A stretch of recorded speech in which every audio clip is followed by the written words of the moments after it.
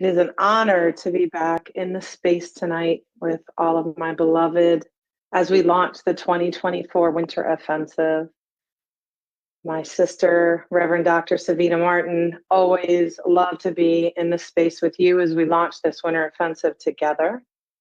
And thinking about this work and this time that we're about to go into.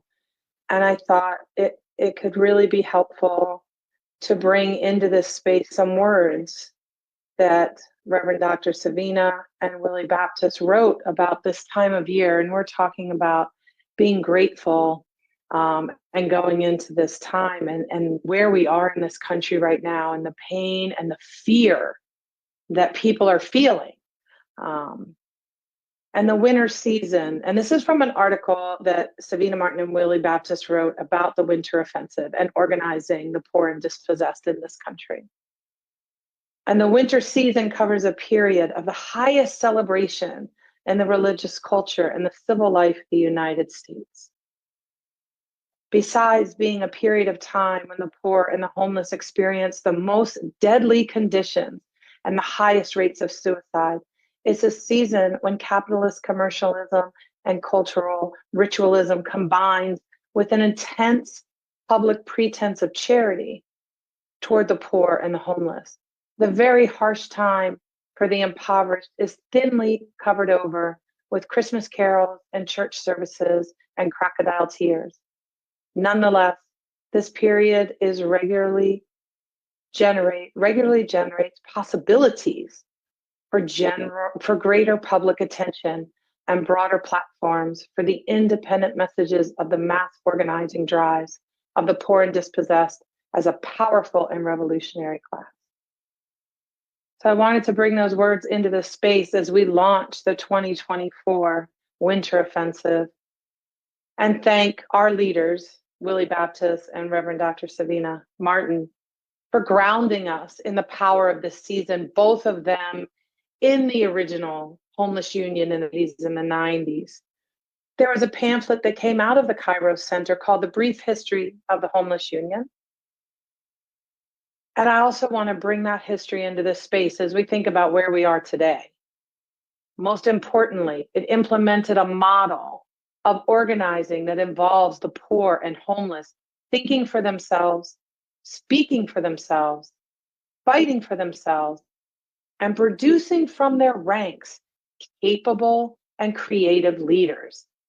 This was contrary to the prevailing stereotypes and misconceptions about homelessness that stood then and stand now. And one of the major lessons that came out of the National Union of the Homeless, and this came, Sierra, the song about the sower that you brought into the space speaks to me while I think about this and I reflect and journal on this, that we're all sowers of seeds of revolution and battle.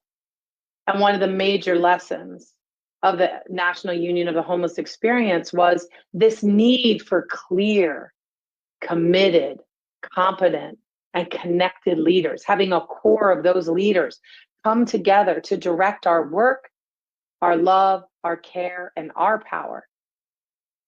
And that we must be educated and trained if this organizing we're doing to end a system that kills us, that is truly sinful and does reflect empire, the same empire that Jesus fought against.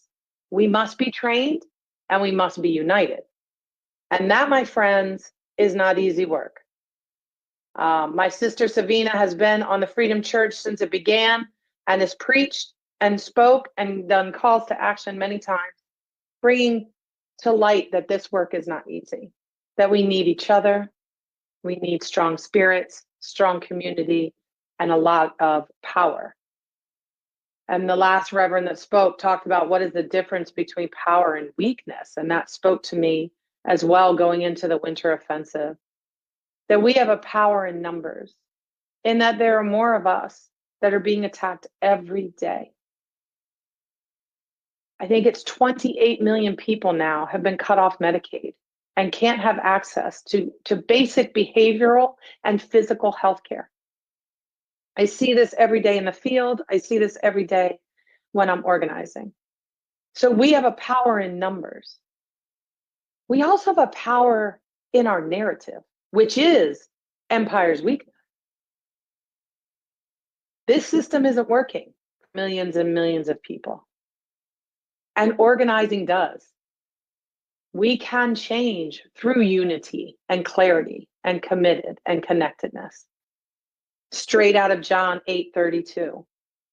For we have the truth, and the truth shall set us free.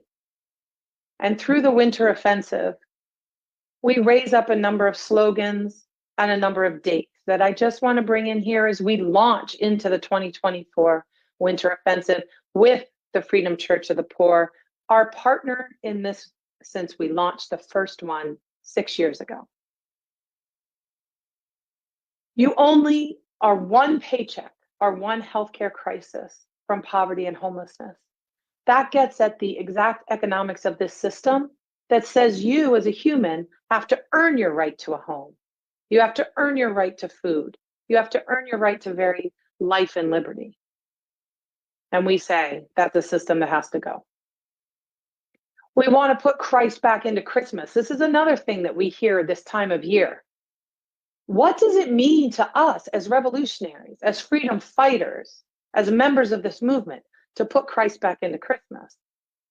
And I say, that means you better flip some tables, and you better be very angry, lots of righteous anger, and you better think about housing and feeding and healing your siblings across this nation and across this world, because that's what Jesus did, went out and found the people and came back and flipped some tables.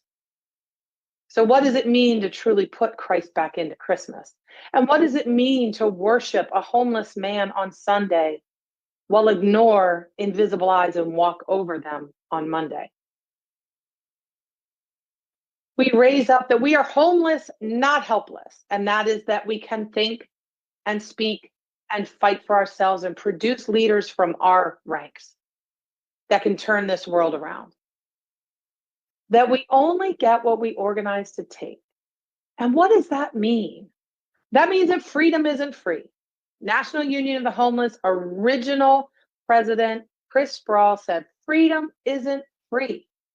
Anything they give, they can take away. You only get what you're organized to take. The original love movement of Jesus Christ is still going on, and we can organize around that love. All of the things, the 4 C's, all of our mission statements, all come back to that. We're going to start this year on December 10th with a people's hearing. And this people's hearing is coming out of 2 things. What they're calling unwinding and going back to normal, we're calling complete devastation of 28 million people being cut off of Medicaid. And the grants pass upholding by the Supreme Court that deemed those that are homeless not protected by the United States Constitution's statement of protection from cruel and unusual punishment. And homeless folks are not protected by that. So we can criminalize those sleeping outside when our society does not provide enough beds. And we're going to hold on December 10th, Tuesday, December 10th, from 7 to 8:30 Eastern, a people's hearing. And we're going to hold those, empire, as we say, on trial. And we're going to have testimony around our economic human rights that have never been upheld in this society. We will have a link to register to that and a flyer. It's also on the Homeless Union, National Union of the Homeless Facebook page and website. And the cornerstone of the Winter Offensive, and we'll be back to talk about this as well, is our homeless memorial. And this time of year upholds that we honor those that have no dignity, are given no dignity in life. And when the original Homeless Union was formed, so was the shelter system. And that was their answer to homelessness, not ours. And this December 1st longest night homeless memorial was first upheld by shelters and politicians and nonprofits. And they would clean out the shelters and make them sparkly and put up balloons and flags and say, look how fabulous we are in all their regalia. And the Homeless Union said, no, thank you. We will honor our people. those being buried in nameless graves, potter's fields across this country.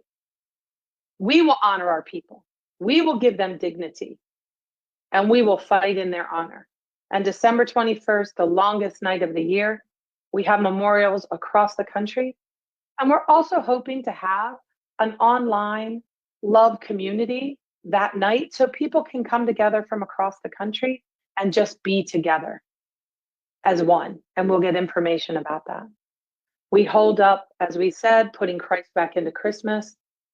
We honor the new year with revolutionary resolutions. What will we do in the name of this movement in 2025 to uphold all of our organizations and build this movement? And then we end with Martin Luther King, another fierce, fierce faith leader who moved from civil to human rights to say, you must end the system that is killing people every day, an unjust system. So upholding MLK's birthday, January 15th. We hope that you will all join us.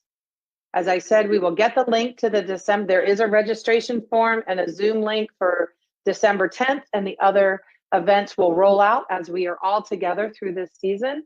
And just to say thank you to the Freedom Church of the Poor, thank you to the Kairos Center, and thank you all for upholding the spirit in a time where I know we're all tired.